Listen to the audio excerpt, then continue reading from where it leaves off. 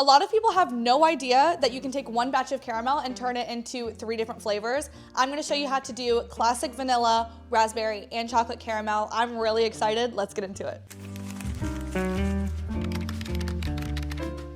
Something so fun about making caramel is that it seems like this ultra impressive thing that you've brought to the table, when in reality, it's actually quite easy to make. I like to use the wet method. So I do sugar and water in my pan when it's cooking down. You can also do the dry method, which is where you just cook down your sugar. I find for me, since I am doing a lot of multitasking, it's easier to kind of put the sugar and water on the stovetop and walk away. I don't have to sit there and babysit it for an extended period of time. So that's what we're gonna do today. I highly recommend using a stainless steel pan. If you don't have stainless steel, that's okay. Just use something that is light color. Because if you're using a dark pan, what's gonna happen is your sugar is gonna cook down, but you're not gonna be able to tell when it's got that beautiful amber color. So we're going to add our sugar and our water. And I have really simplified this recipe over the years because I have a million recipes that I have to remember throughout the day, right? I have cake recipes, macarons, all of my fillings, and I need to be able to remember them on a whim. So we're going to bring this to the stovetop and we're going to start cooking it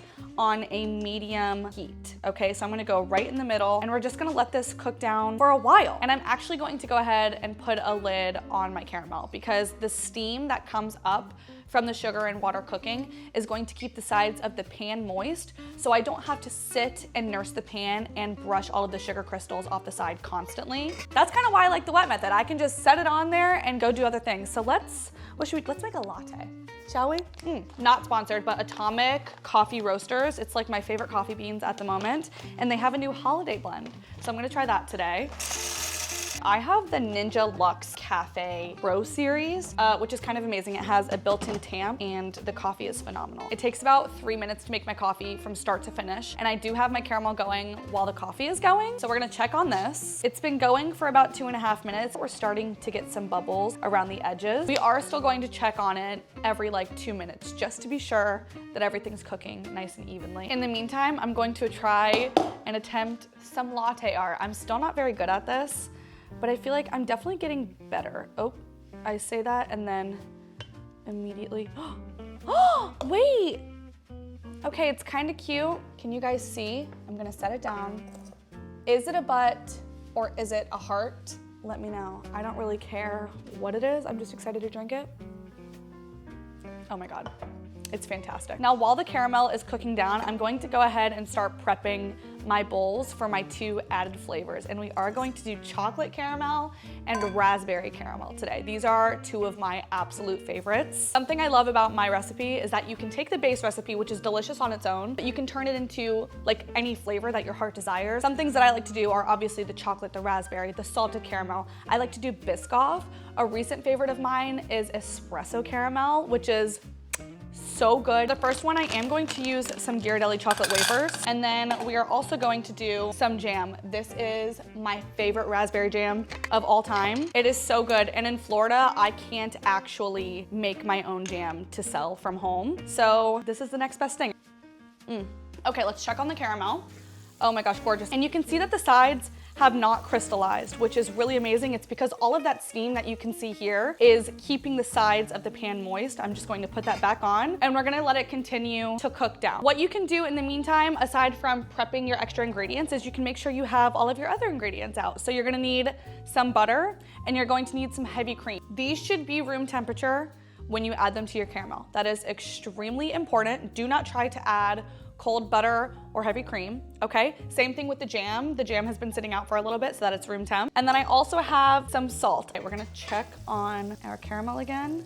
It's looking amazing. It's boiling. You can tell that it's no longer that clear color. It's starting to get like a touch of color. It's getting slightly golden. I'm gonna put this back on for a few more minutes. Side note, the holiday blend might be my favorite. I might have to stock up. It's so good. Okay, we've been going for about 8 minutes now. I'm going to take off the lid and I'm going to leave it off. And we're just gonna let this continue to cook down without that steam. And right now what we're looking for is for the sugar to cook out that water, and we want it to become a nice golden amber color. And the reason you don't want to use a dark colored pan is because when you're cooking that down, for me, I'm not using a thermometer. I'm really going off of my eyesight, and I want to be able to see that deep golden color. I'm also going to be smelling to make sure that nothing is burning. This is looking great. If I have to, I can take a little brush. You can use a pastry brush or a rubber brush, and I'm going to just wet it a little bit and brush down the sides of the pan, but honestly, this is doing pretty well. Tomorrow, I'm making a gingerbread bundt cake. I use my base bundt cake recipe. You'll find that as I share my recipes, I have a base for pretty much everything. I have developed these recipes so that I can do add-ons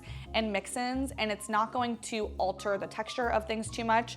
So I took my basic pound cake recipe, just developed a gingerbread version of it. This is the first time I've ever done it, and it's really freaking good. It's so delicious. We're doing a cream cheese icing, and then we're going to use the caramel that we make today to add as a topping tomorrow. And then the next day, we're going to use the raspberry caramel to add it to some gingerbread bundt cake French toast. It's unreal. It is literally so good. If you ever make any of my recipes, make my bundt cake. Now that we don't have the lid on, keeping the sides moist, I am going to periodically go in and brush down these sides. I kind of want to show you guys a sneak peek of the bundt pans for the next video. This is one of them. It's so unbelievably beautiful. I absolutely love the bow on it. It doesn't have Christmas trees, it has pine cones and bows, and I think it like fits more of the holiday season rather than just Christmas, which I really love. Let's check on this caramel. Oh my gosh, okay.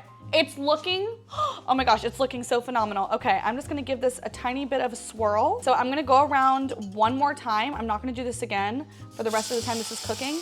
And I'm just gonna brush down the sides.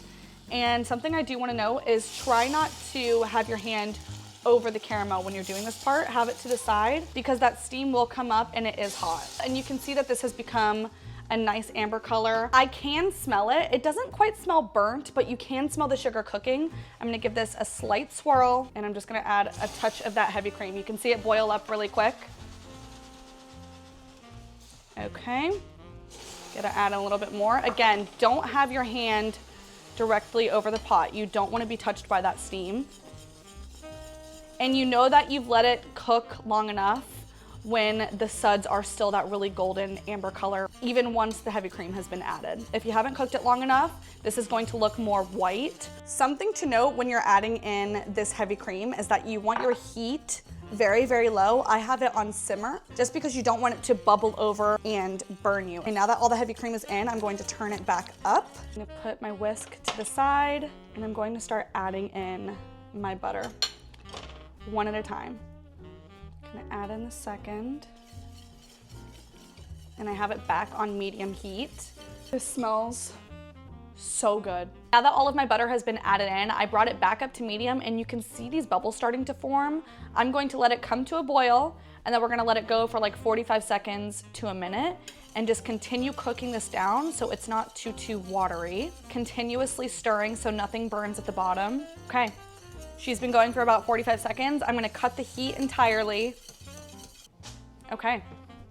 This looks incredible. It smells unbelievably good. Like genuinely, it smells so freaking yummy. I'm gonna add a pinch of salt to this, stir it in, and then I'm going to cover it and let it sit for like 5 minutes. I don't wanna add it into the chocolate and the jam right this second because I don't want it to burn. So we're gonna add the lid on. Okay, it's been 5 minutes. I'm going to split my caramel up into thirds, starting with our bowl of chocolate wafers. I'm really excited. I wonder if I can slow-mo this for you guys. I'm gonna get out of the way just in case.